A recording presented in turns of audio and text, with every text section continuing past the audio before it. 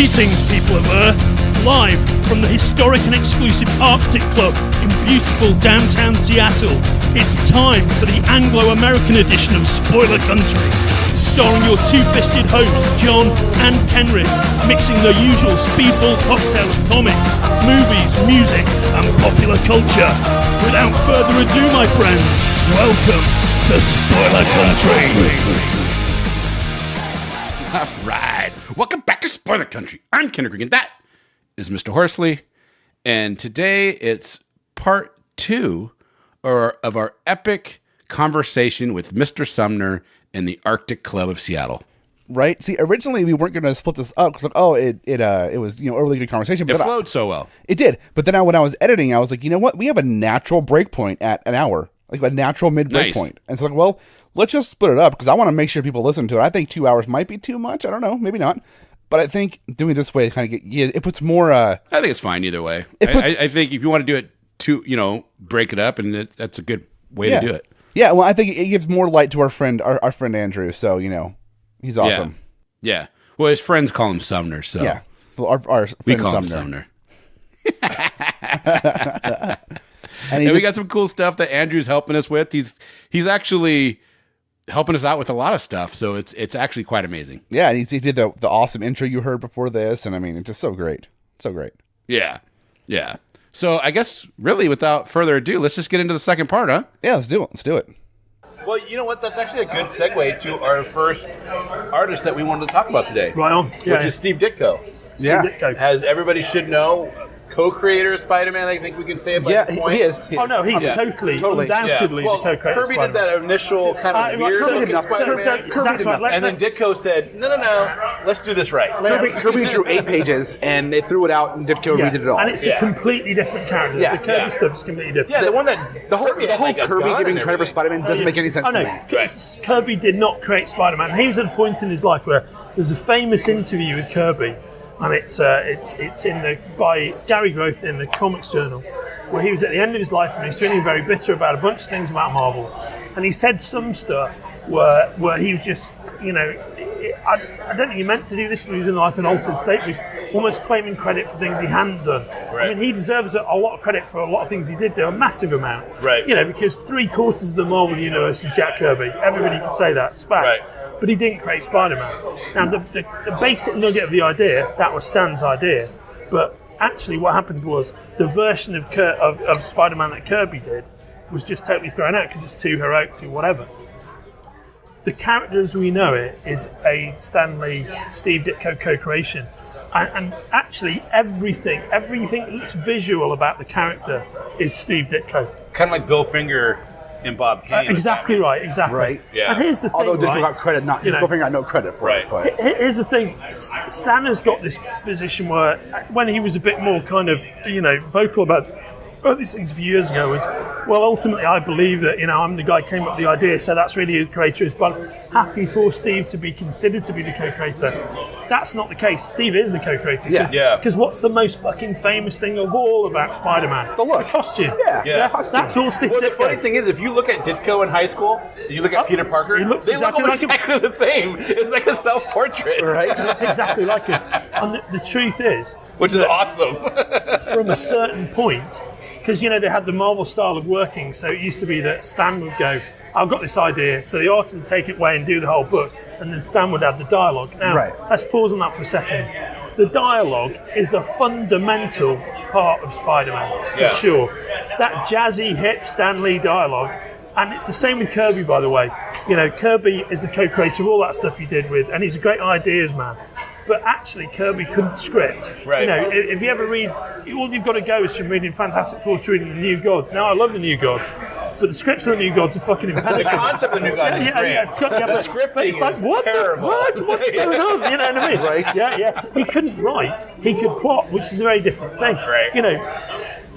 Plotting and scripting are two different functions. Very different functions, yeah. And so what happens? So Stan Lee is important, and it's not that he's it's not that these guys did everything and Stan Lee just added a few words. That's not the case. But Steve was a major factor in Spider-Man, and from a certain point onwards, he plotted the book. Stan didn't even come up with the ideas; he plotted it. So it's for something like I can't remember the particular issue.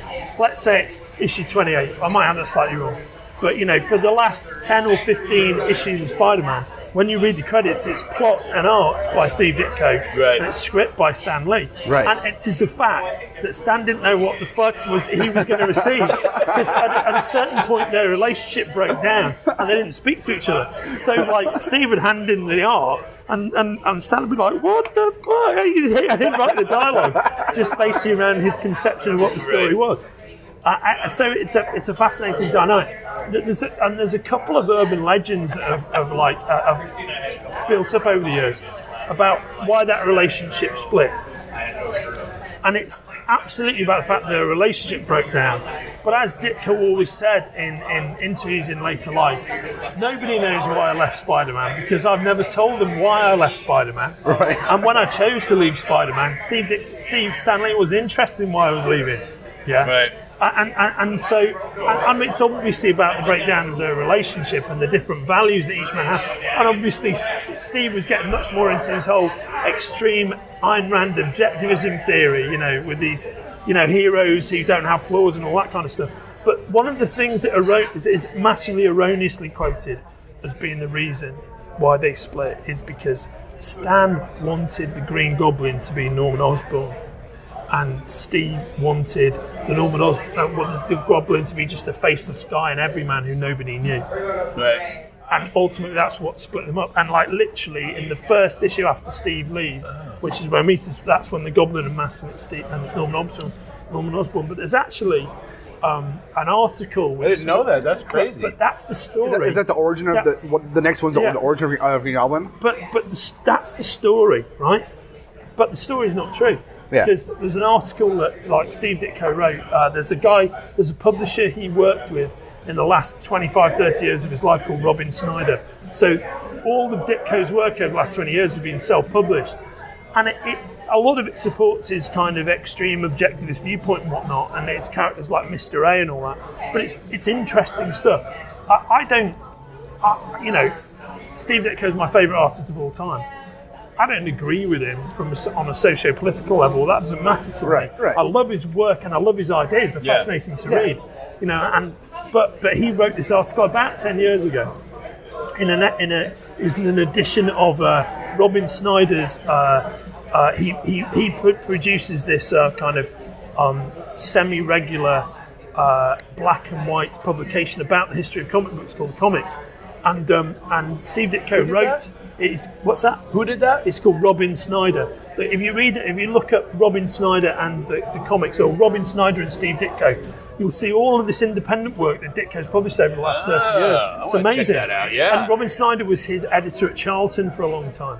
And Robin's still alive now and still publishes all this Ditko stuff. But he published this article in his comic book history series called The Comics, which is about Steve. And essentially what that article said is Steve Ditko going, it's not true that we fell out because Stan wanted the Goblin to be Norman Osborn and I didn't. I actually visually created Norman Osborn, and I used to put him in J. Jonah Jameson's Gentleman's Club as one of the guys in the background.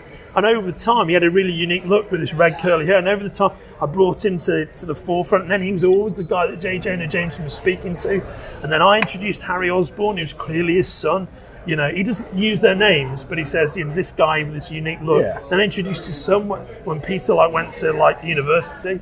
And I was going to do this whole kind of storyline where it was all tied in with J. Jonah Jameson, and he wasn't going to just resolve it the way it resolves in Spider-Man 39, but that was his intention for him to be the Green Goblin. He created all of that. Yeah. But there's this kind of popular legend that's what they fell out over. It's fucking basic. It's simply not true. Yeah. It's like Steve Ditko created Harry Osborn. I wonder what the fallout is from then. Yeah. I think Just basically social differences. Yeah, and also I think the fact I think probably that eternal creative struggle between the two of them. Yeah. You know, and you've got to remember Stan. This is like many years ago. He would have had a big ego. Yeah, You know, yeah. and then That's and like true. there's a well-known article, the interview with Stan, really around that period of time, like in the mid to late '60s, where he goes. He's talking about the creation of Doctor Strange, because this is the other thing. Doctor Strange, which is credited as created by Stan Lee and Steve Ditko. Well, again, Stan did plot it. Didn't plot it. He did dialogue it. Right. But the truth of the creation of Doctor Strange is Steve Ditko brought Doctor Strange to Stan fully formed. He'd created the entire first story that was ever published of Doctor Strange. Oh, wow. And he brought it to Stan and said we should do this. And there's an article in a fan publication. This is easily sourced online, where at the time Stan's giving an interview and he says, and I'm praising what he says, but you look it up, and he goes, well, since Spider-Man hit big, Ditko thinks like he's the genius of the world, so he brought me this Doctor Strange idea, so we'll give it a go. Let's see how well it does. Do you know what I mean? And 40 years later, it's like face front true believers. When I created Doctor Strange, it's like, hang on, man. Yeah. I mean, you did come up with the idea for a lot of that shit. But the problem, and I'm not saying that it's purely that Stan is like a credit thieving bastard, but he A lot of it, though. a lot of it is memory, and these guys did a lot of shit, kind of all. Plus, a lot of it, you get all those people. You're the head honcho at Marvel Comics.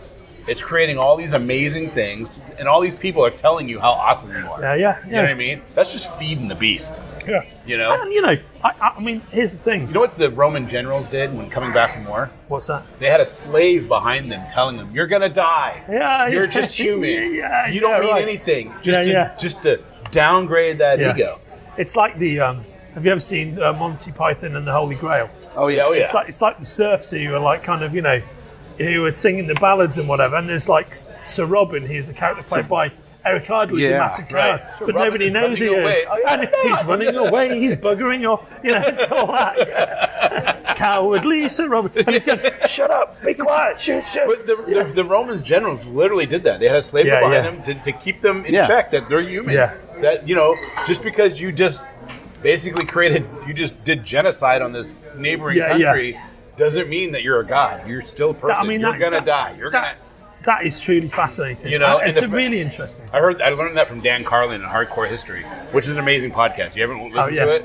Listen to Hardcore History. Oh, right on, I will do. Yeah, that's right up my street, actually, mate. Yeah, it's amazing. I'll definitely give that a go. I can see with somebody like Stan Lee having, total control in anything, in any kind of creative capacity or anything that they he's do. the company man. He was the nephew, the guy who owned the company. For many years. I mean, here's the thing. Like Stan's. I don't adhere to that. Like it was all Jack and it was all Steve, and and Stan has stolen all the credit for that. I just don't believe that's true. I don't because same here. Because if you take the voice away, and the voice is all Stan's. Yeah. It's just not the same thing. It's not the same thing at all. And Stan was a decent it's all writer. about balance. What's that? He was a decent writer. Oh, yeah. I mean, and he was great at dialogue. Yeah. And what he was, I think, the thing is, you don't get contemporary Marvel without him, because he was the guy who created the attitude of it all. Yeah. The hit flick dialogue, all of that. That's all Stan. Yeah. The voice of Marvel, you don't get it without Stan. Yeah. And he linked it all together, because the reality is, he created this fiction that's a Marvel bullpen, right?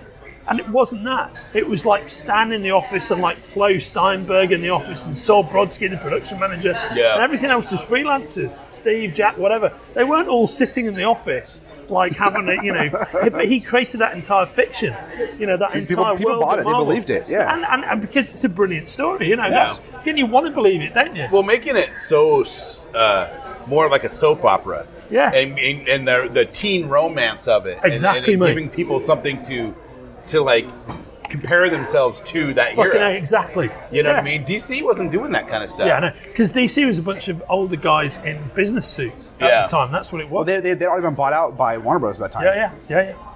It's like it was completely old school. Well, the thing is, that's super interesting, because what happened during that when DC got bought out by Warner Brothers, the guy who was like the head honcho of DC, he's called Jack something. And again, I know this guy's name, Right. It's like It's the rusted locked. door of memory, that's stopping you get into. He ended up with a big seat on the Warner Brothers board, and he lived until his late 90s, that guy. But he's the guy who is absolutely instrumental in not giving Siegel and Schuster the credit they deserve. That's all down to him. Yeah. Oh, really? It was his whole other story. Yeah. And that's a podcast worth of stuff. That is a You know what I mean? podcast for the stuff right Yeah. there. So, I'm a massive Stan Lee fan. I personally would prefer it if Stan Lee turned around and said, I co-created Spider-Man with Steve Ditko. Yeah. Not that, I'm happy for them to be considered to be the co-creator. Well, that puts you in the primary position. I'd much rather you just like, I co-created with these guys, because he certainly did. Yeah. And it's like, the Fantastic Four is not a bunch of Stan Lee dialogue. And it's not just a bunch of Jack Kirby amazing visuals, it's both. Because if Jack had written, if he'd dialogued the Fantastic Four, it would not be the same. No, you know what I not mean? at all. Or any of that stuff, What do you? So Ditko unfortunately passed away. Yeah. Just June of this year. Yeah. And I know in there's his a lot 90s. there's a few people that had letter correspondence with him, Yes. going back and forth. Yeah. And almost every single person that's come out that said they've had a pen pal type relationship with him, that he was very much hating the world near the end. Yeah. Not a big lover of humanity, I guess you could say. I tell you, I don't think that's true. I think that my personal view is he had a very, very specific socio-political belief system. Yeah. Right. And he was very polite but very forthright. So I'm going to précis this rather than go through the detail of it, but I corresponded with Ditko twice. Yeah. Once about 4 years ago and once about 18 months ago. And about 4 years ago, my letter was essentially just say, thanks for everything your work has meant to me, blah, blah, blah. Told him the story of my grandfather getting me into comic books. I told you boys before. Yeah. I said how much I enjoyed his work. I always loved Ditko the most when he inked himself, which is most of the time. And most people can't ink Ditko. Yeah, it's like because he's got such an unusual style. But the best person, other than Ditko, to ink Ditko was Wally Wood, who had a very, very kind of like clean style, Wally Wood is clean amazing. flowing style. Wally Wood's an amazing artist. And I mentioned that I really liked the Destructor that they did for Atlas Comics, and I really liked Stalker that they did for DC. And he came back with a whole page of like, I really loved working with Wally Wood. And I really wished that Stalker had continued. I thought it was going to continue longer than it did. And he said some very nice things about my grandfather in his service in World War II. And it was just a beautiful letter. It was great. Nice. And that is actually framed in my apartment. It's up on the wall, right? Oh, I'm sure. My home. That's so cool. It's awesome. Then about 18 months ago, because the whole water tower thing, I found this book which was photos of like water towers. Yeah. Yeah. And so I sent it to Ditko and I was like, Steve, it was his birthday. Because Steve, just again, thank you for all the pleasure you've given me. I saw this book about water towers. And given that I associate that with you, I just wanted you to have it. And he sent me back a 3-line letter. The first line of which was like big question marks. And the second line was, I do not understand why you've sent this to me. My last work for DC and Marvel was 30 years ago, and I no longer lead any reference for water towers. Steve Ditko.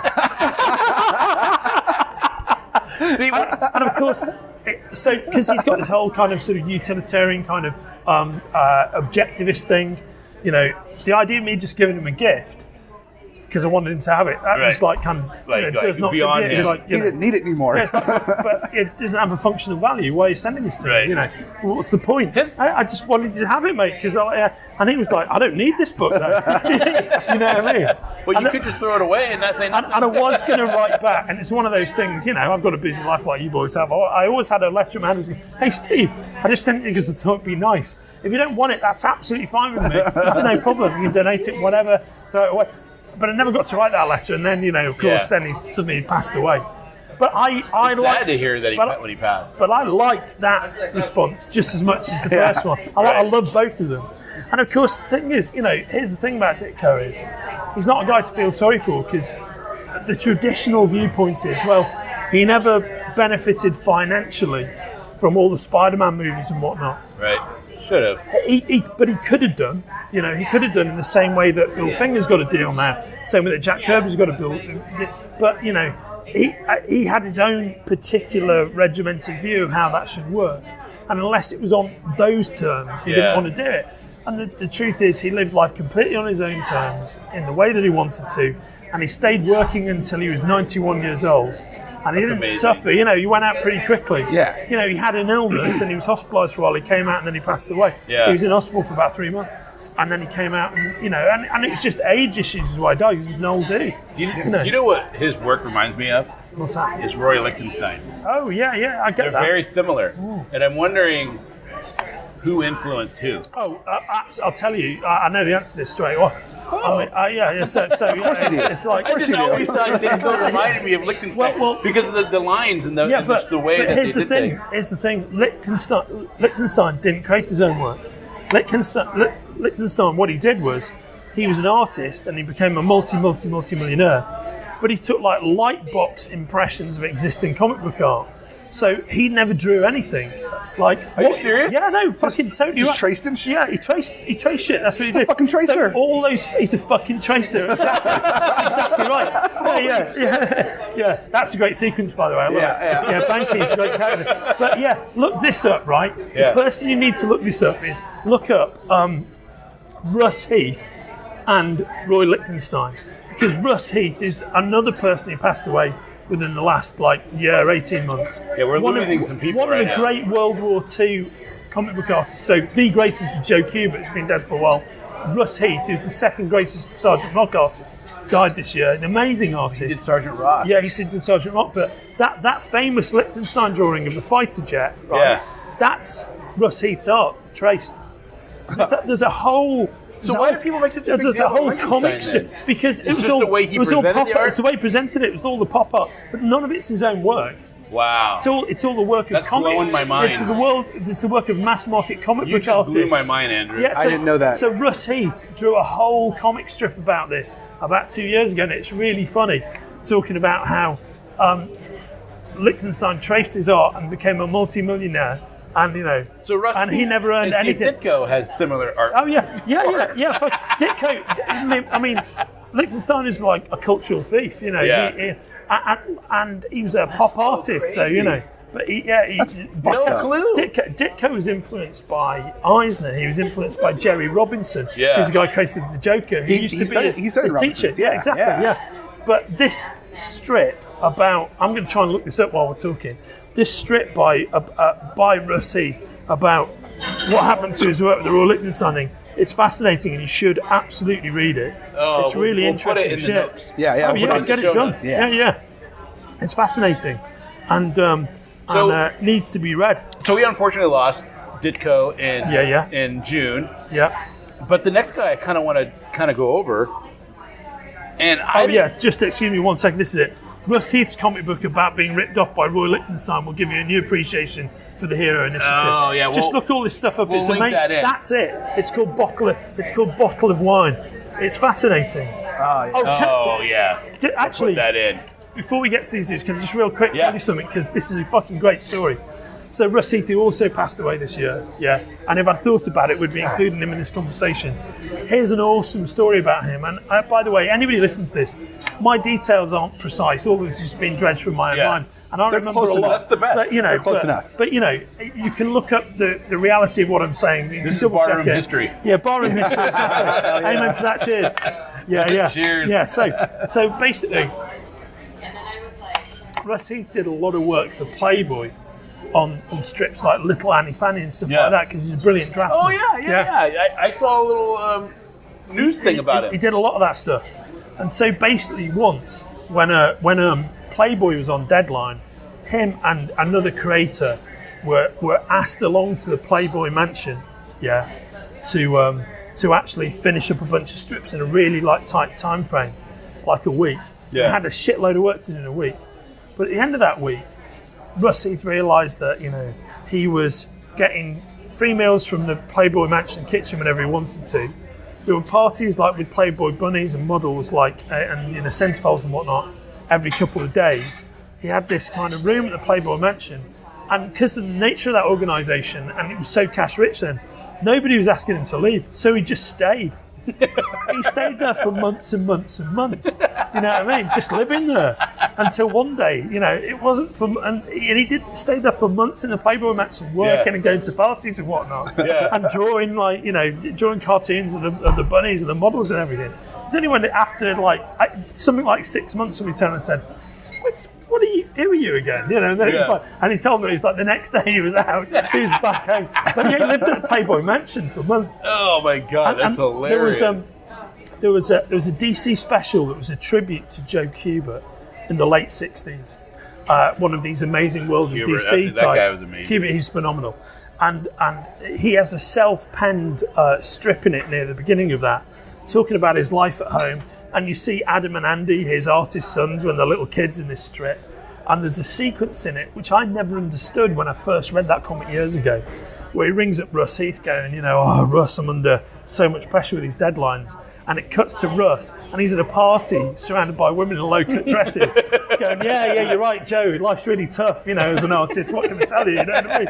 And it's all chinking wine glasses and beautiful models. And I just never understood it. And it's Joe Kubert referring to the fact that this fucker lives at the Playboy Mansion, and I'm here with my family creating all the same stuff. Oh my God, that's hilarious. Yeah, so it was, So, dudes, other artists who have passed who we're going to talk about. This one's interesting to me. No, I'm good right now. Because I honestly didn't know Norm Breyfogle. Yeah. You know what I mean? Until you said, "Hey, let's have a conversation about Norm." And Johnny, of course, knew who he was right away. He's like, "Oh yeah, he drew Batman for a long time." Yeah. And I looked him up, and I was like, "Oh my God, I know all of these. You know all his poses, all these poses. I know this work." Yeah. Didn't know the artist. Yeah, right on. So I was excited to hear what your take was on. Well, do you remember around the time he died? Because he died pretty young, really. Oh yeah, he died super. Oh no, he died super young. I mean, he's about the same age as me, a bit younger maybe. Maybe a year or two older than I am. He's kind of in his late 50s. But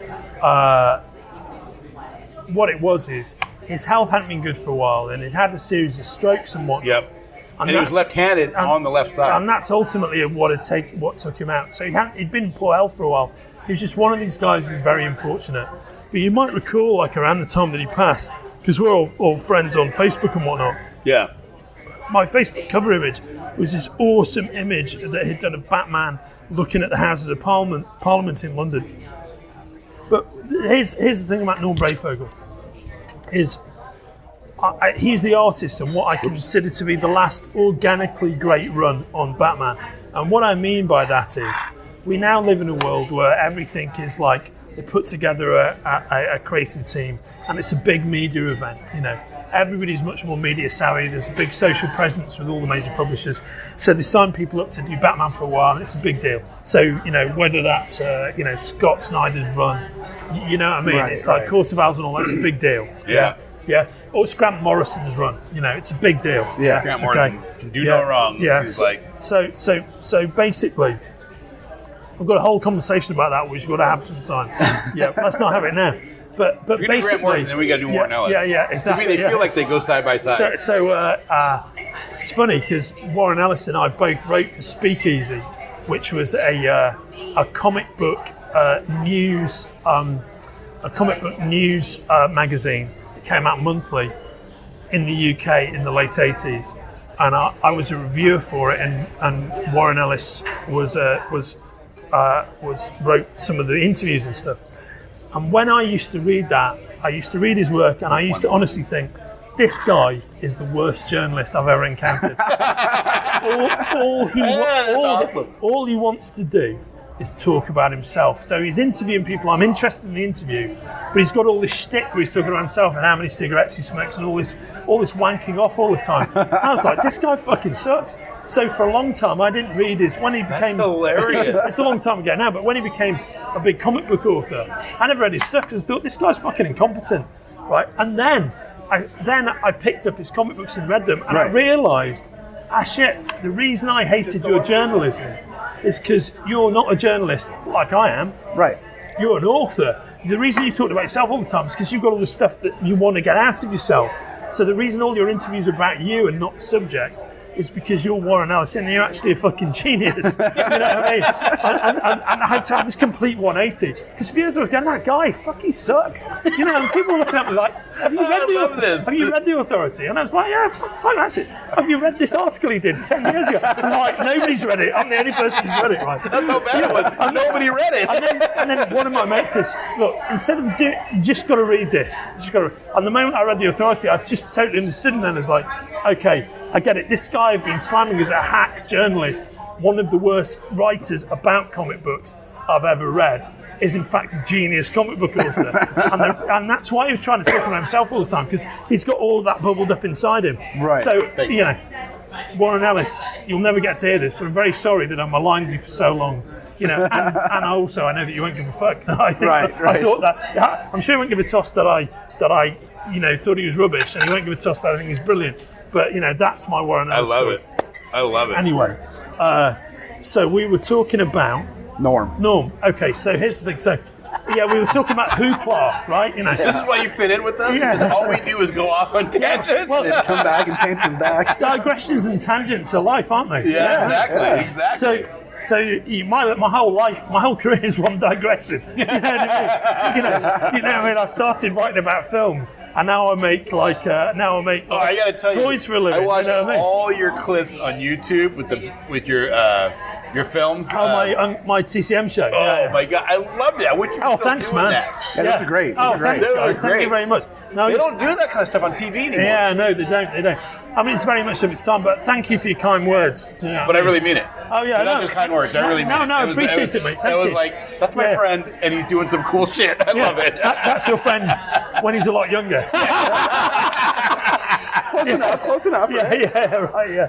So, The hair's a little whiter now, but it is a little whiter now. Yeah, that's true. Yeah, that's true. But Norm, Yeah, I Norm. honestly didn't know until you said, hey, let's talk about him. I know. So Norm Breyfogle, unfortunately, had his health issues in recent years, but he's a fucking genius. And when I say he was the kind of the last great grassroots creative team, what happens is they bring in Alan Grant, who is one of just amazing work that he does. Alan Grant is one of the great 2000 AD authors, one of the great Judge Dredd authors, with his on and off writing partner John Wagner to write detective comics. Yeah, amazing. And Grant and Wagner write detective comics together for a couple of issues with Norm Breyfogle as the artist, who at this point is pretty much unknown. And right away there's just a huge step change. It's a massive step. They started doing stuff. They started having they did episodic comic books, but with a backstory that they evolved. So they introduced a whole bunch of different things, and Wagner only lasted a relative handful of issues. Maybe it was 6, maybe it was 8. But ultimately, Wagner's less of a Batman fan than Alan Grant. Alan Grant is a massive fucking Batman fan. What did Wagner go on to do after that? Oh, he did all kinds of things. I'm trying to think. Didn't he do Grendel? I don't know if he did. He might have done. wait, that was Matt Wagner. That was Matt. Oh yeah, no, of course it is. You're thinking of Matt Wagner. Yeah. He's the artist writer. He did do a bunch of stuff, but he's John Wagner, of course. What he's primarily famous for is he still writes Dredd. He still writes Dredd. And He still writes Dredd? Oh, he still writes Dredd. That's a long he time. does all the stuff. He's written Dredd for like its entire existence. Nice. So Grant is the ultimate Batman fan, keeps on writing it. But him and Breyfogle just have this incredible chemistry as a team. And Breyfogle just draws this incredibly atmospheric, heavy on the shadows, like Batman's drenched in shadow the whole time. Right. But also it's quite cartoony in some respects. But they introduced all these amazing characters which went on to become staples of Batman mythology and staples of the animated series. So they introduced like kind of Scarface, the ventriloquist. Ventriloquist, yeah. And they were the team who did Death in the Family, right? Yeah. And then just Tim, or not Death. They did Tim Drake. They brought Tim Drake in. They brought Tim Drake in, and they did all kinds of greats. They did Charles Victor Skaz. They did all these characters. And what they also used to do, and this is Breyfogle's innovation, and because they were on the book at the time that the '89 Batman movie hit. Yeah. Now, after the '89 Batman movie is when Batman kind of publishing becomes more of a corporate endeavor, with a unified look. But what Breyfogle was doing is he kept on changing the Batmobile every 2 or 3 issues, completely new, different design. And I saw an interview with him once. He said, "Well, the thing is, like, you know, Gotta have fun somewhere. yeah, Bruce Wayne is a billionaire playboy who loves his toys, and he's a reckless billionaire because he dresses up like a bat and beats the shit out of people. Keeps on wrecking the Batmobile, so he's got to build a new one. So he's got an arsenal of Batmobiles all built because he's like a playboy billionaire. They're not all the same. He wants new ones all the time. Right. And it's like makes complete total sense, right? It does make sense. So he had all this wealth of Batmobile designs, and then they introduced. They had this. Tim Drake wasn't introduced by them, but he was really developed as a character by them.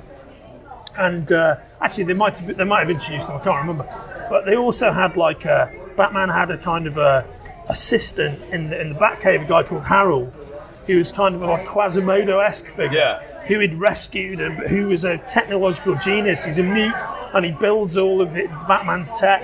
And they had and he has Batman's version of microchip. and he has an Alsatian called Ace, like the Bat Hound in the Batcave. And he had this whole Batman family, but they did it without any big hoopla, and it is one of the best runs, great Batman runs ever.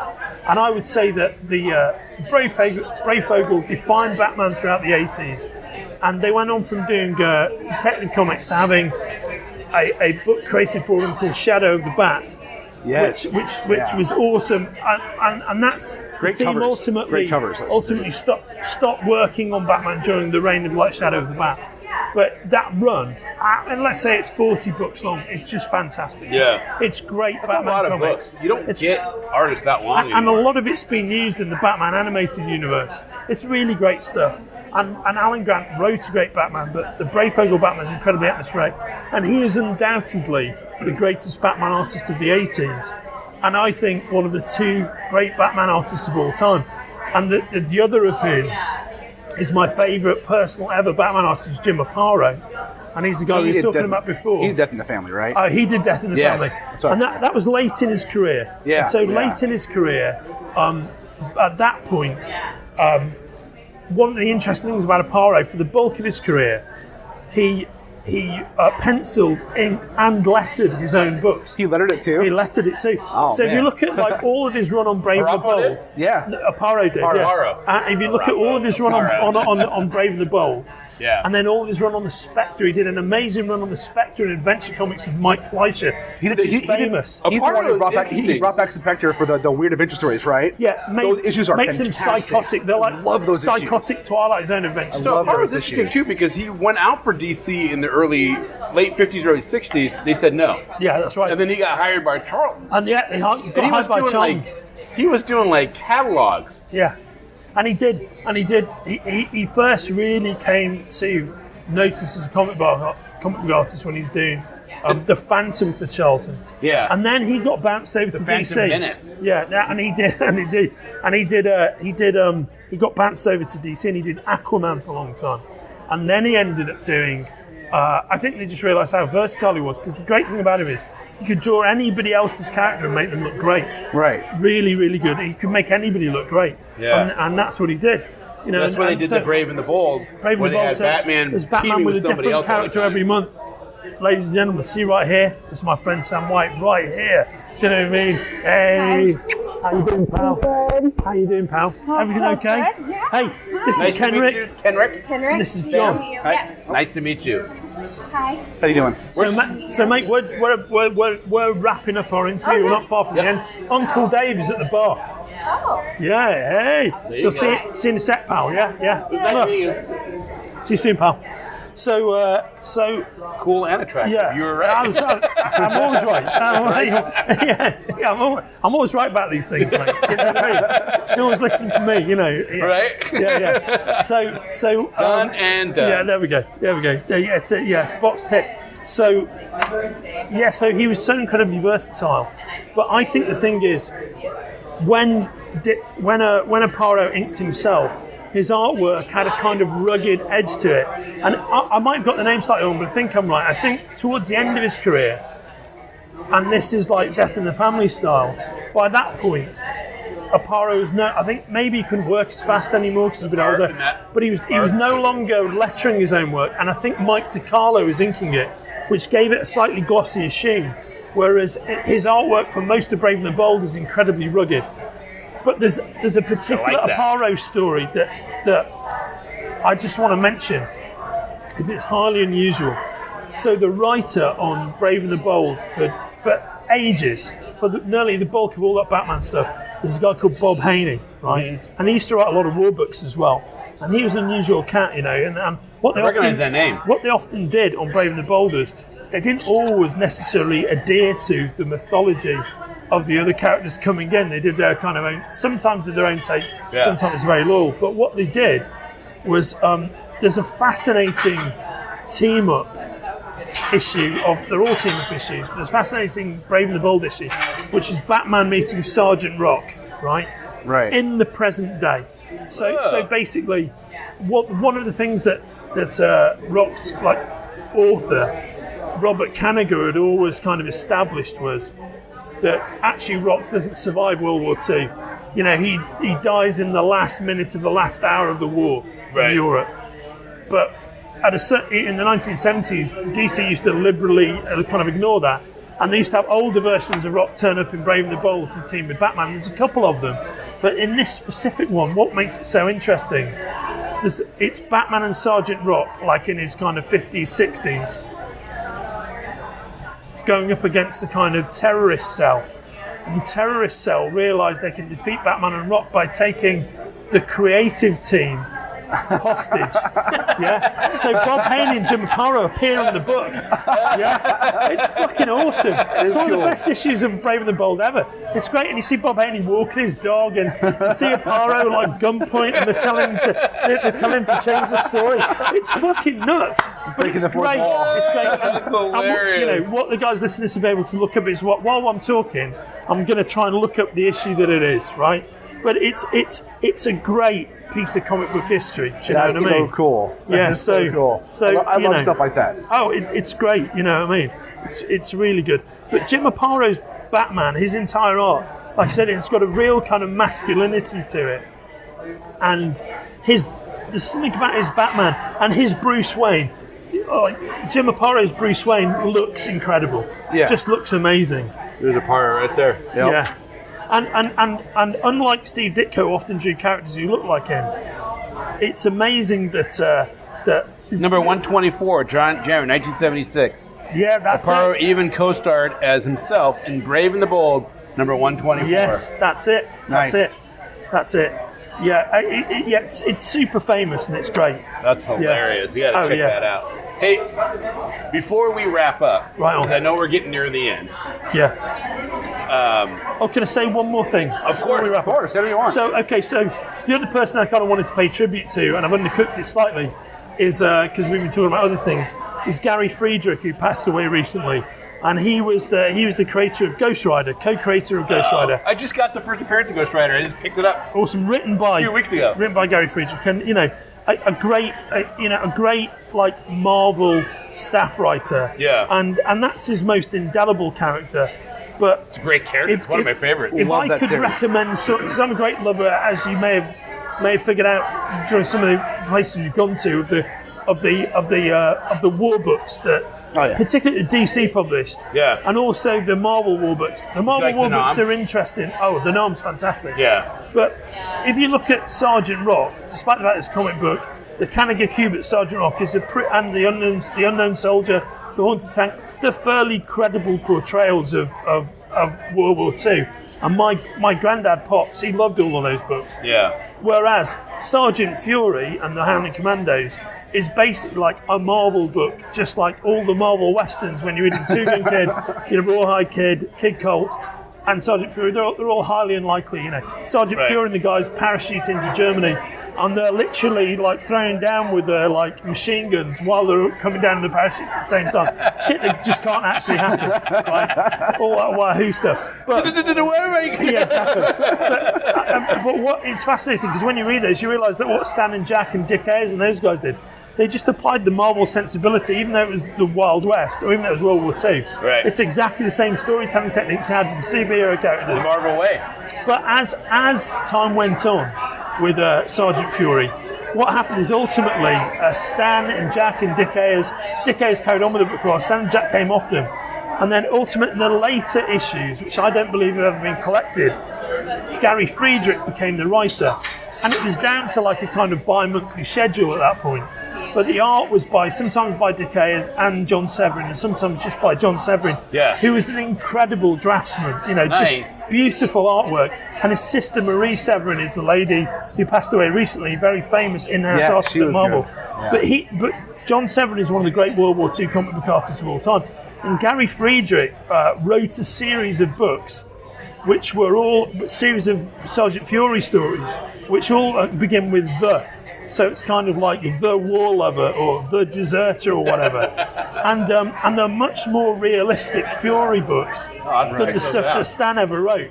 And it's a brilliant sequence of really unsung gems, and I don't believe they've ever been collected. So if you're into war books in any way, shape or form, check them out. There's another one called The Informer, which is in Sergeant Fury 57. There's a whole sequence of these great books. The Peacemonger in Sergeant Fury 64. They're really great, and I don't think they've ever been collected, but the artwork's phenomenal. And they're all written by Gary Friedrich, and it's great stuff. So I totally recommend it. So rest in peace, Gary Friedrich. Rest in peace, Steve Cheers, Ditko. Jim Aparo. Yes, exactly. Cheers, my no drink. Yeah, I'm rest in done. peace, Jeff. So what was the other thing you're going to ask me, mate? So I'm going to ask you a question. So we had a discussion about what we feel is the most influential time in comic book history. Yes. I don't mean time, I mean like arc or point. The most influential event. Yeah, event. Yeah. For him, it's the death of Superman.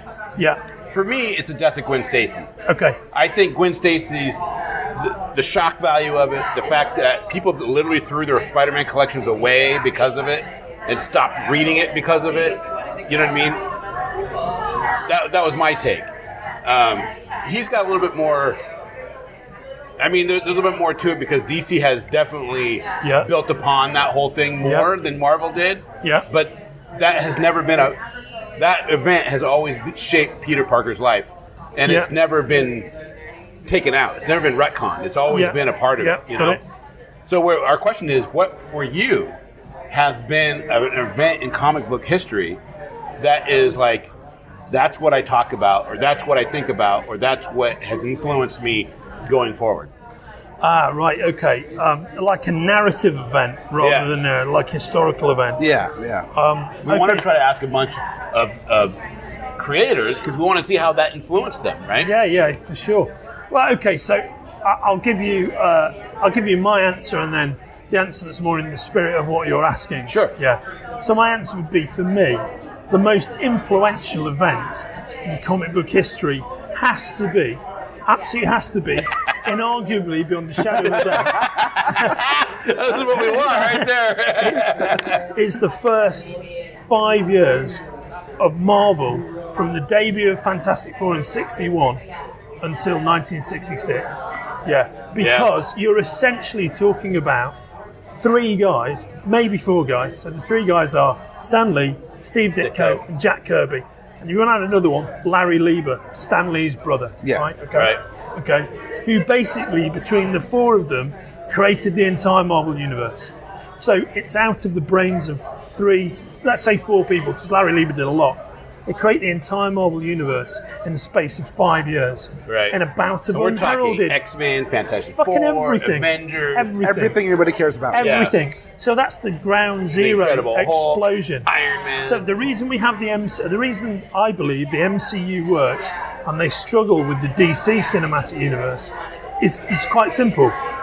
I'm a massive DC fan, always have been, still am. But the DC universe, essentially, all the characters that make up the DC universe were created for a whole bunch of different companies by a bunch of not related individuals. Yep. Oh yeah. In different parts of town over a 20-year period. Okay, let's say a 10-year period. They're not designed to be part of the same thing. They're not designed to be together. The entire Marvel universe. Yeah, I mean, it took what? World's Finest took them 78 issues to actually do a story with Batman and Superman. Right on. Well, exactly. Even though they're on every cover, they'd have a story together until 78 issues in or something like that. Yeah. That's crazy. So they're all created separately.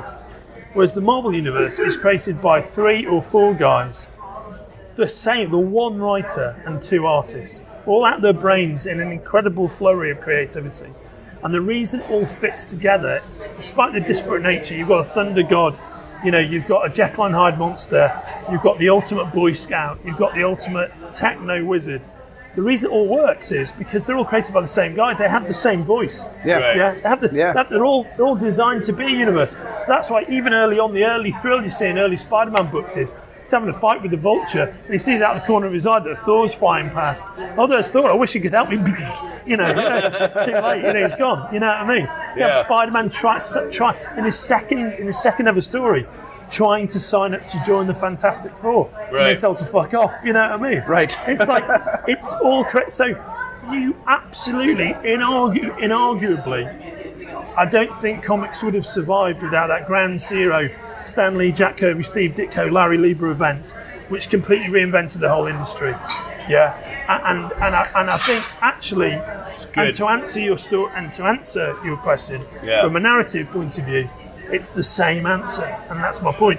So that's the comics historian answer. That's what saved the comics industry, and also sowed the seeds for comics being the main pop culture force across the globe that they are now. Yeah. It's all from the same thing, and that's why those guys deserve to be fated. Yeah, because it all just came out of their brains. But also from a narrative point of view, they introduced a whole different way of telling stories. So it's interesting, the things you've mentioned, Death of Superman, which is a very Marvel-esque DC story, by the way. It is. Yeah. Okay. By guys who grew up reading Marvel comics and then worked for DC. Yep. Not guys who grew up reading I love DC. And Death of Gwen Stacy. None of this shit exists at all. Yeah. Without that grind zero. But what did the 12-year-old Andrew say? When you said, "Oh my God, can you believe Captain America? This happened to him." Yeah. Okay, it's so funny you should mention that, because for me, when I was 12 years old, I think the comic book story that I absolutely loved the most. Yeah, that you read over and over. Yeah, that I read over and over again. I couldn't believe it. Was Avengers 4, where Captain America thaws out, because at that I found that to be incredible. And he just got that. I have that issue. And good. It's so good. But I didn't realise for a while, when I was a kid, by the time I was 12 I knew it, but I probably read that when I was 7 or 8. Yeah.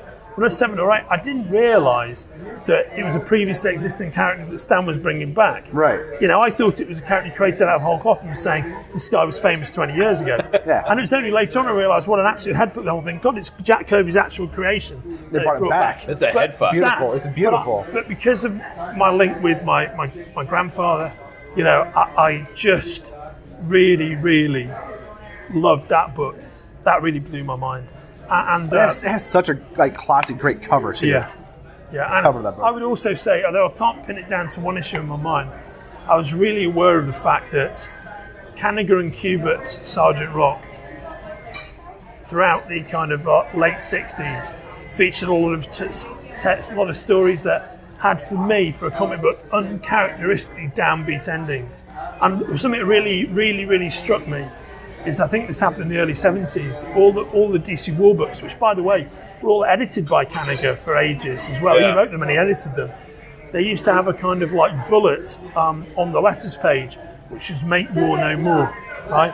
And it was kind of very downbeat Vietnam era take on World War II. Right. You know what I mean? So they really accentuate. It was all about, the triumph of humanity in the face of overwhelming odds. Not just classic heroism, Sergeant Fury gunning down 500 like Nazi soldiers. Right. Do you know what I mean? So that was very meaningful to me as well. Yeah. Perfect answer. All good answers, man. All good answers. I can't argue any of those, so. Yeah. So, and the beauty, that's the beauty of what we're all into, right? There's no one answer. There is no There's one. a million. And that's a actual metaphor answer. for life. There's never one answer for anything. know. Right. I mean, I love both of the things you've name checked. They're comic book stories I love. I don't love the Death of Superman so much, actually, because I think fundamentally, I was 12 when that came out. yeah, I know. right? It's, And for me, it's it was absolutely huge. a comic book to 12-year-old. Yeah. But Yeah. the villain's essentially a ridiculous character designed for one reason, to kill Superman. Yeah, right? yeah. Death of Gwen Stacy, I mean, that was a major head Yeah. fuck. When I read that, it was like, what? Yeah. People Yeah. literally threw their Spider-Man collections away, freaked out about it. Yeah, They totally were like, freaked out. And it's you actually, can talk to people that read that when they were 13 years old today, and they're still mad about it. They're still upset. Well, do you know what the big, I'm sure you've had this conversation, the big controversial about that issue is, it's one thing. It's the inclusion of one sound effect, which is when Spider-Man, when Peter Parker grabs hold of Gwen with his web, and she almost hits the ground but doesn't. Just before she hits the ground, there's a sound effect which is snap, which is her neck snapping. Yeah. So of course, the controversy has always been: was Gwen already dead when she dropped, or did Spider-Man trying to save her? Did the whiplash kill her? Right. Did she break her neck? I think the whiplash killed her. Because by the way, that wasn't. I've read a story, and I believe, and maybe this is not true, but I don't think that sound effect was originally in there. Yeah. You know what I mean? Oh, really? But that changes the entire thing that's going on. Yeah. Oh, so if we were to leave on one thing about this kind of stuff, I think we talked about this before, but I used to, when I originally read Grant Morrison's run on Batman, I really did not like it. Yeah, and I think I might have said that I've never met Grant Morrison. I've been in the same room as him, but he and I have a close mutual friend. It's a guy called Ryan Hughes, who's one of my best mates. Ryan and I used to live together, and he was the artist on the update of Dan Durr that Grant Morrison did. He's done a bunch of other Grant Morrison books, but Ryan is the guy who designs all of the DC and Marvel logos. Oh, right, you talked about that. Yeah. He's a really cool bloke. That's cool. And when Grant did his original Batman run in the 2000s, I read it and I thought, well, this is fucking incomprehensible. I mean, you know, I spent my entire life collecting all these books. I don't really know what's going on. Classic Morrison, completely labyrinthine narrative, not enough character. This is nonsense.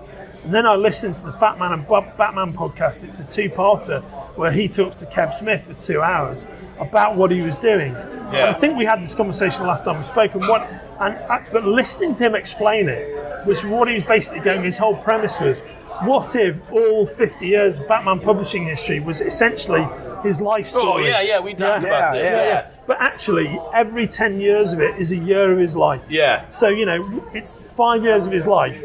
Yep. Or it's 10 years of his life, but it's happened in 50 years. Yeah. And so it starts out, he's a grim vigilante. Then he's lightened up because he gets a boy assistant. And he thinks, I've got a family to live for. And then he starts getting, he starts experimenting with fucking drugs and hallucinogenics, which is where you get all the 50s, crazy stories. Yeah. And then, the rainbow Batman suits. And then he starts to get really kind of self-satisfied with his billionaire lifestyle, which is where you get all the crazy Adam West stories, Yep. And then things go badly wrong when Dick goes away to university, so then it's suddenly everything gets dark again. And he explains that much better than I'm doing it now. When I listened to that, I was like, holy fuck, that sounds amazing. And then I went back and read the whole thing again and enjoyed it literally 100 times more. Yeah. I thought, actually, this isn't a piece of shit, this is brilliant. But sometimes it's just all about context, isn't it? You gotta understand it's about why. having that one person, whether it's the author or whether it's a friend of yours, like it was with me and Warren Ellis, going, no, you want to read this. Okay, well, actually, that's brilliant. You know what I mean? It's that entire moment is such a great thing.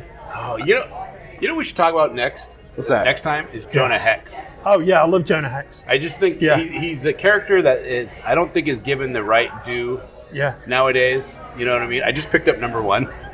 1972. Monumental character. And they did so many interesting... And that was Michael Fleischer. He wasn't created by Michael Fleischer, but Michael Fleischer literally wrote the bulk of his adventures. And he's the guy who wrote The Wrath of the Spectre. Oh, right. He passed away a while ago as well. Wrath of the Spectre is a great series. At some point, we should also talk about Ed Brubaker, who I think is the finest author working in comics today. He's in a class one of the of his best own. out there. Yeah. I think we have plenty of topics to talk about going forward. So next time is he's Jonah in a total Hex class of his and own. maybe Ed Brubaker, and we'll go from there. Right, I love it. I'm all over it. Andrew, thank you so much for joining us. Guys, such a pleasure. And this is going to be an ongoing series, Spoiler Country with Andrew Sumner. And we got a whole new intro with it. Yep. And Andrew did a bunch of intros for us. It's going to be amazing. We got new music. It's going to be a lot of fun. Yeah, and the next time we're in the same town, the same places, like some of my Titan crew, we'll sit them down into the mix as well, because... and then we'll plan out a trip to London. Oh, yeah. Because the plane ride to London isn't that much. I mean, as soon as you're in London, you can take it as Red will take you out for the evening.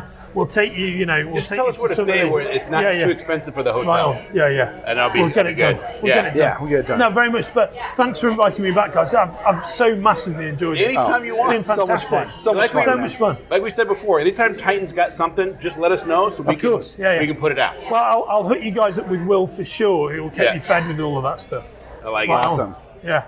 Thanks, brother. Andrew. Okay, it's fantastic. John, All thanks right. so much, Thank mate. you. Cheers, gents. Cheers. Hey, let's get another round. I'm still Cheers, all the empty, best. but Hey. And we're back. Yeah, we're back, dude. Not only do I love talking with him, but every time I learn so much stuff. I know. He's just like a wealth of knowledge, and his storytelling is on point. Right? He tells these stories and he tells us all this information. You're like, one, how do you know all this stuff? And two, oh my God, it's so cool. I know. I feel like he's like a hidden gem. You know what I mean? Yeah, Like yeah. we told him while we were leaving, hey, you can't be doing other people's podcasts. What's up with that? Right? You're our friend. You're ours. I saw you on somebody else's show. I don't like that. No. Yeah. But we're lucky. Andrew's going to come on at least. We're shooting for at least once a month. He Yeah. has his own special intro that you guys heard on this one and on the previous one. Yep. And we're going to keep rolling. And now we're planning on going to London so we can hang out with him in his hometown and do some recordings there. He kind of made it. We had to. He recorded us 4 intros with four different locations, and 2 of them are in London. Yeah. So we have to go there now if we're going to use those intros. Yeah, right? So there you guys go. It's going to be amazing. And I hope you guys enjoyed it as much as we did making it and being there. So yeah, it was so much fun. I literally cannot wait for the next one. yeah, me too. Well, there you guys go. That's a show. That's a show. That is a show, man. Don't forget, we are heard everywhere podcasts are heard. And of course, we're on all the social media. So just look us up and send us a tweet, a chat, Anything. a like, A DM. whatever you want. A DM. Maybe you want to slide into our DMs, as the kids like to say. As the Chitlins like to say these days, slide into those DMs. No, they're saying, yeah, what's up? So we got a voicemail, Johnny, right? We do. You can call us on your regular old cell phone or your old rotary phone if you want to at 707-656-2080. One more time, 707-656-2080. And you can leave a voicemail, and we're going to do something awesome with them. I know we haven't done it in a while since our 100th episode, but we've had a lot of other stuff happening. But trust me, we're saving them up for you. That's right, Dennis. People do call us. That's right, Dennis. And we have a website, scpod.net, where we have lots of cool articles and reviews, and all of our stuff is there. Yep. And I would definitely Johnny check it out. just did a Charmed review of the TV series. Yep, the new TV show Charmed. Yeah. Yep. Which So- you were well. Read the article if you want to find out how he felt about the new. Read the Charmed article, and TV. you'll learn a lot. I did a slight review of the Venom movie. Yep. And all that stuff, and more content is coming out all the time. Yeah. Check it out. Check it out. All right. I think we're done. We're out of here. I'm out, Don't dude. forget, when you read a lot, what happens to your mind? It gets opened up, man. Open up. Yeah, open it up. Yeah. Don't be afraid. Yeah. All right.